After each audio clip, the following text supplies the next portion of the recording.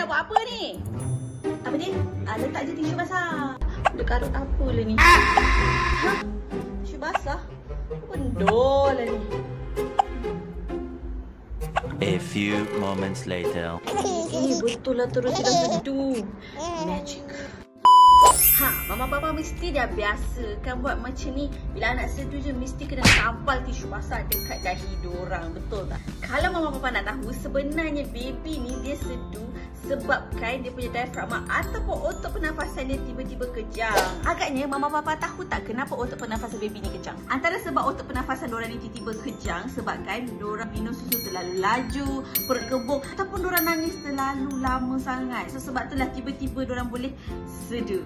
Jadi tisu basah ni magic ke? Bukanlah magic, tapi dia adalah salah satu untuk trik otak baby kita, yang mana bila kita letak tisu basah, itu rasa sejuk-sejuk kan? So diorang punya otak daripada diorang tengah sedu tu beralih and fokus kepada tisu yang basah tu. Kalau korang tahu macam di antara saintifik dalam belakang ini, tolonglah explain dekat komen ya. Sebab aku yang minta tahu sistem saraf baby ni dia belum matang lagi. Jadi dia tak ada fokus yang terlalu mendalam. Dia kejap je boleh teralih fokus dia. Tu sebab bila dia sedu kita tak tisu basah and then dia akan hilang secara tiba-tiba.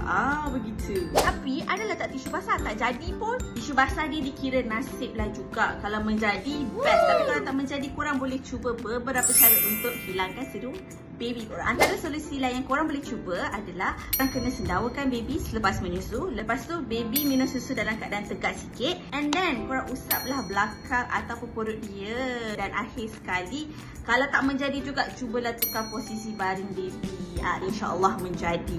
Tak semua baby boleh hilang cara sedu yang sama. Mama papa kena try and error sendiri. Okay, so this is the parenting life hack yang Min boleh share kat korang. Kalau korang ada topik menarik nak Min share, korang komen je. Okay, bye.